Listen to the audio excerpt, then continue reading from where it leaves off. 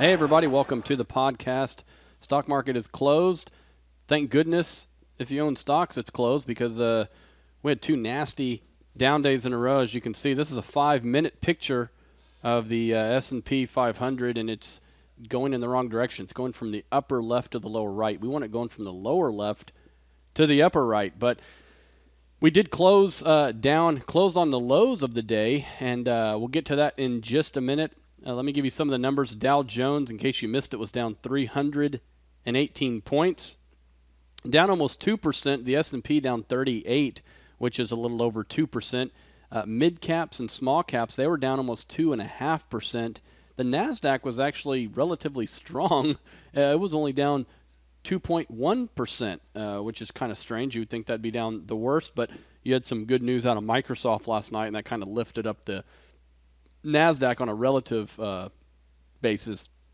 We did have gold rally today. It was up, GLD was up 0.4%, and of course Treasury bonds up 0.65. The big winner of the day was volatility. If you own volatility, which you can buy volatility, sounds kind of strange, but you can buy ETFs that track volatility, and some of those were up over 30% today.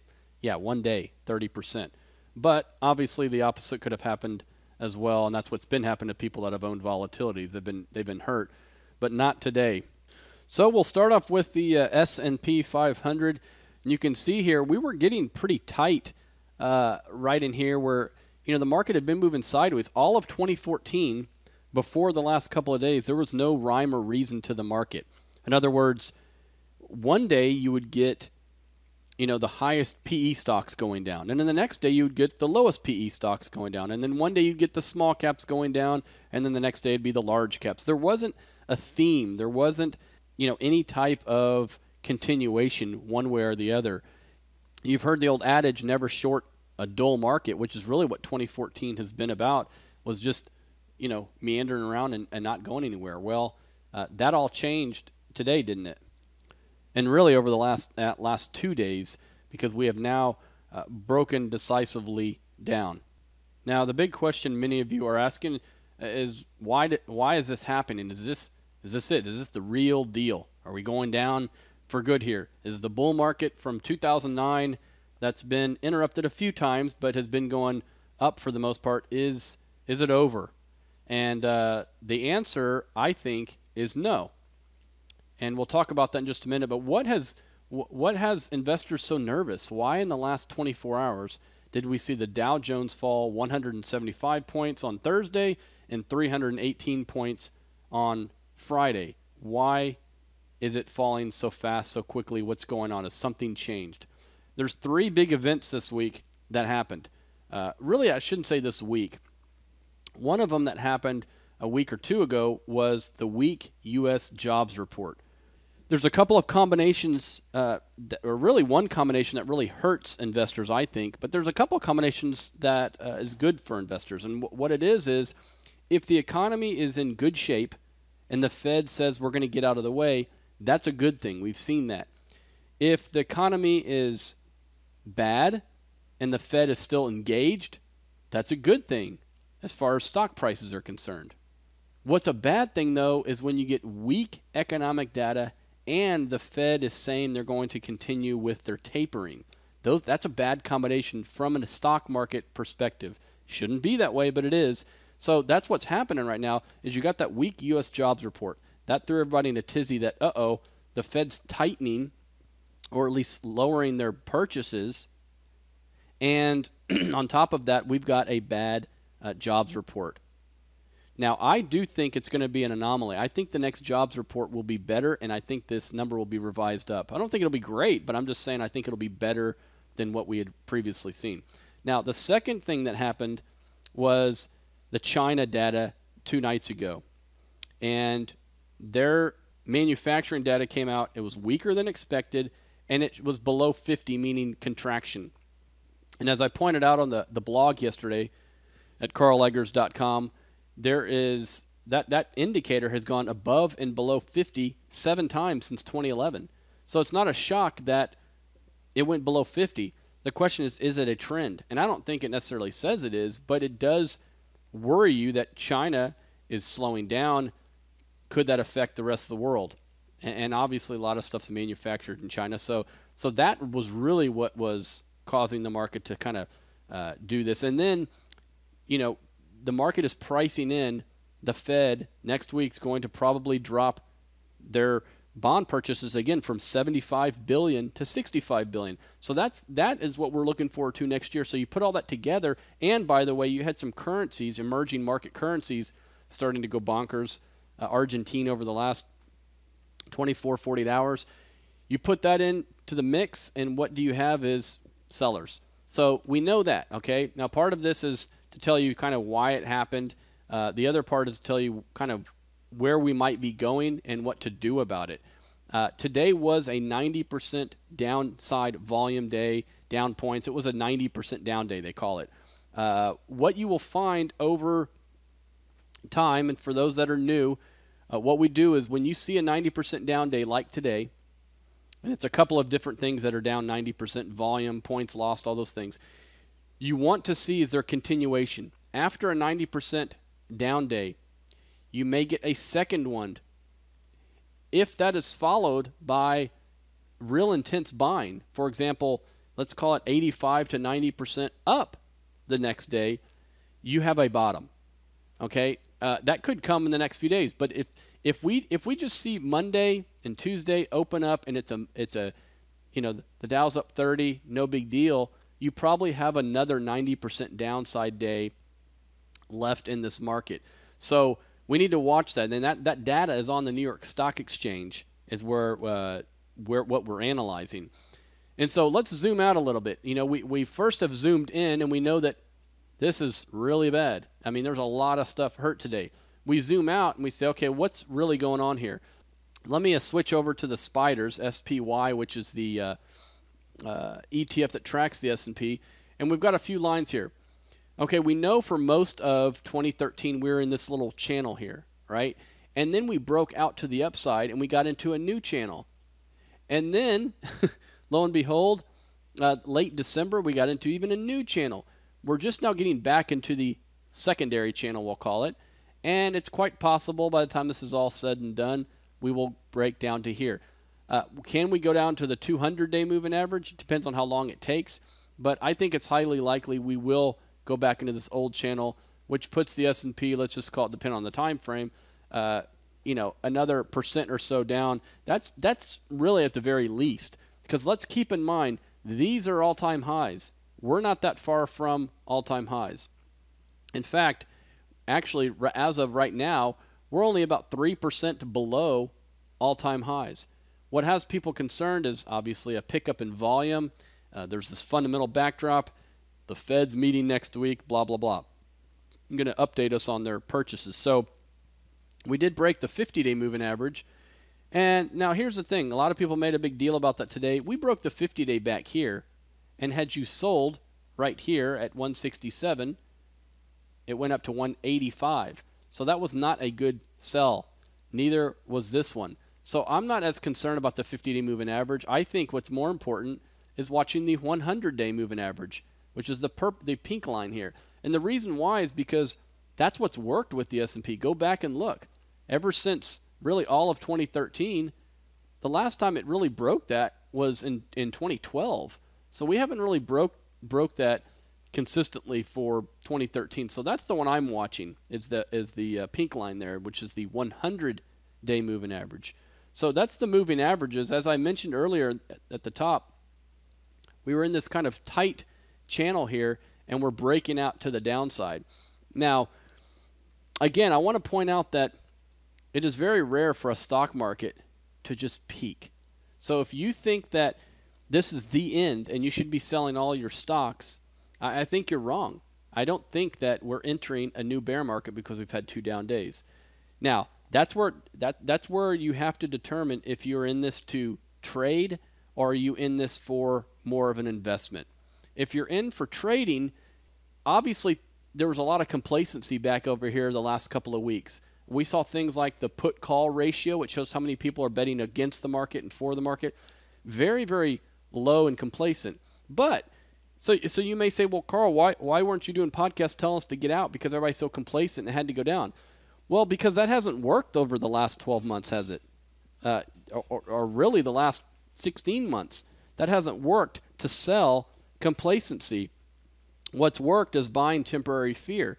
So, there was no evidence that just because people are complacent, it could go down.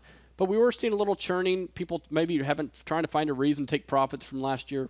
I don't know. There's numerous excuses or reasons. However, bull markets becoming bear markets is a process. It doesn't happen overnight, okay? And so all the indicators that we watch are still pointing to longer-term gains in the stock market. So that's that time frame. The shorter time frame, you could have a 10-15% correction. And that would feel very scary. If we're off 3%, everybody's freaking out.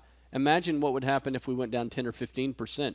And again, I want to point out that the average drop intra-year on the stock market is 14%. That's the average drop. And we didn't have a 10% one all of last year. So we're certainly due from a timing perspective to have a correction. What the reasons are, who knows? But the more violent the sell-off is, the better it is as far as getting through that correction quicker. Okay, you do not want death by 1,000 cuts. That is something that can last a while and really continue falling and turn into a bear market. You want these violent, fear-based sell-offs. Let's go back, for example, to the volatility index. Volatility index, you can see today, huge day, up 32%. I don't remember the last time we had something like that. I think the last time was in April. Yeah, it was right here. That day, it jumped up quite a bit that day. I think even more than it did on Friday. So we have these big spikes, and again, all of these spikes have been buying opportunities. So we're in the zone now.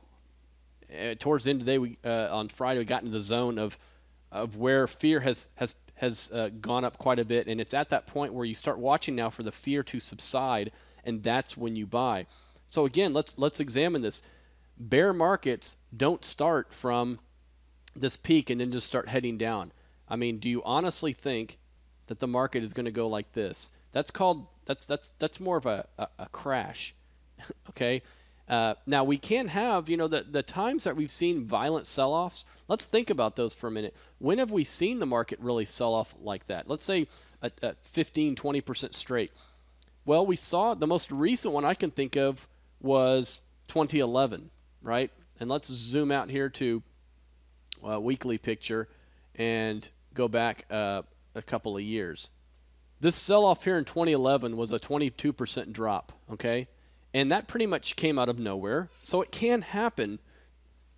But what's important about looking at this? Look what happened afterwards. You went up. How about the flash crash? Boom. It went up afterwards. If we go back to 2008, we spent a lot of time in this range. This was about a year of the market falling apart. There was sectors falling apart. There was deterioration in the markets.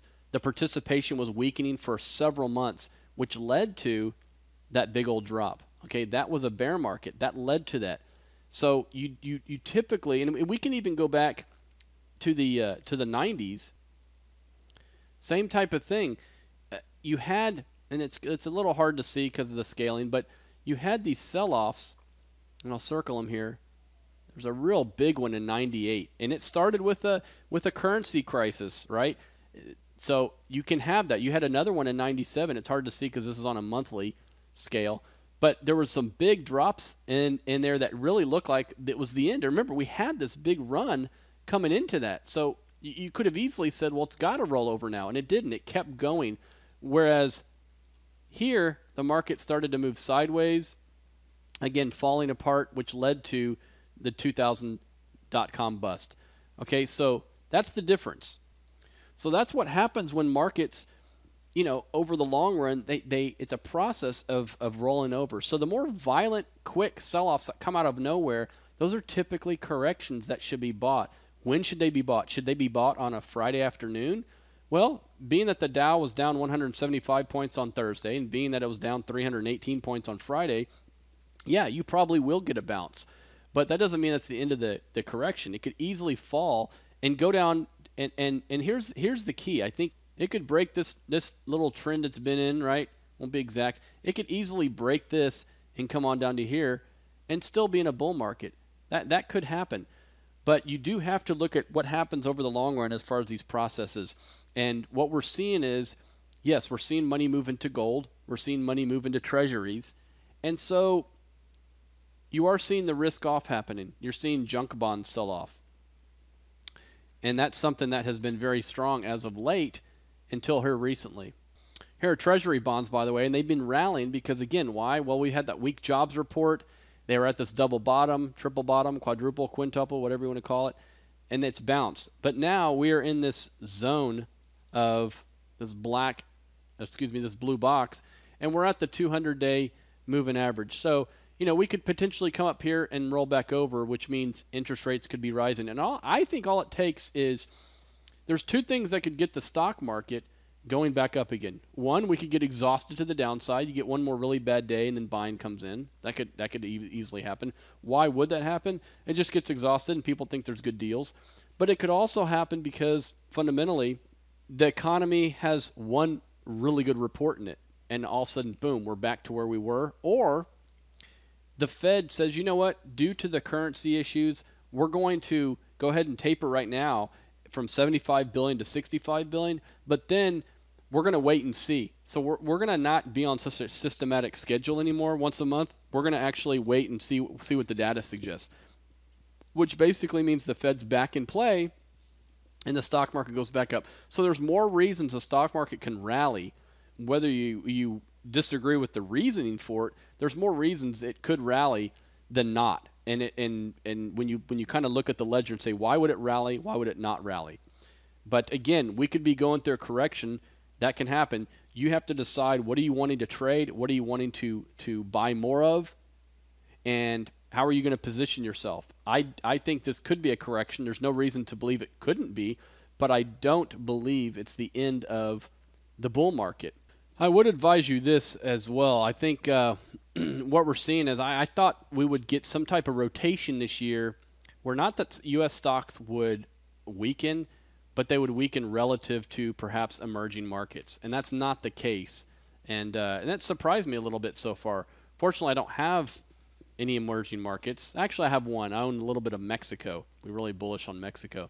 But if you look at emerging markets as a whole, in the big picture, they're still really weak and they're still underperforming the U.S. They were down 2.62 today. The S&P was down 2.09, on Friday, 2.62 versus 2.09. So EEM, which is the ETF for emerging markets, is very weak. So if you're invested, stay home because the U.S. is looking like the safe haven when you look at the dollar versus these emerging market currencies and when you look at the stock market. So right now, if you're going to invest, staying more heavily concentrated in the U.S. seems to be the right place to be. I think that will change over time throughout this year once all this shakes out. I really do. And I think, obviously, over the long term, emerging markets, frontier markets, these places have a lot more growth potential than the U.S. And so I think that's a place to look at longer term. But this looks destined to fall to at least 37, 35, and perhaps go into this big major double bottom, which is another 7.5% or so down, but it's falling on big volume. So let's watch that carefully. But for right now, I would say stay home. Right? We've had cold weather in this U.S. In fact, by the way, I don't know if Mr. Gore's listening, but we have had the coldest winter this winter since 1979. Did you know that? And 1979 was the coldest in 100 years. Hence, look at natural gas. UNG actually up 8% on the day. It was up 10, I think, at one point. This isn't the most effective way to invest in natural gas, but we're seeing a big jump. Natural gas, $17 at the low in November, $25 here recently. So it's not the best way, but it would have been a good way to invest today. Natural gas up over $5. So I just want to wrap up again with the S&P. Let's first, again, look at this that we're in here, this little channel. I think the 100-day moving average, which currently right now sits at 1762, which is another 28 points down, I think that's a logical support in the short run. But watch, it's not necessarily we're falling. Watch the reaction when it goes up. Watch the quality of when it goes up. That's key, because if we get this spike in fear, we get it subside, and we get this intense buying on the upside. And it can be a combination of a couple of 80% up days. It can be a 90% up day. But something real intense, you will know you have found bottom. And I think that's when you put your foot on the accelerator. All right, folks, have a wonderful rest of your weekend. And don't forget, KarlEggers.com, EggersCapital.com. We're on Facebook. We're on Google+. We're on Twitter /Karl Eggers throughout the day. Go check that out. We're on iTunes, all that stuff. All right, have a wonderful rest of your weekend. Thanks, guys.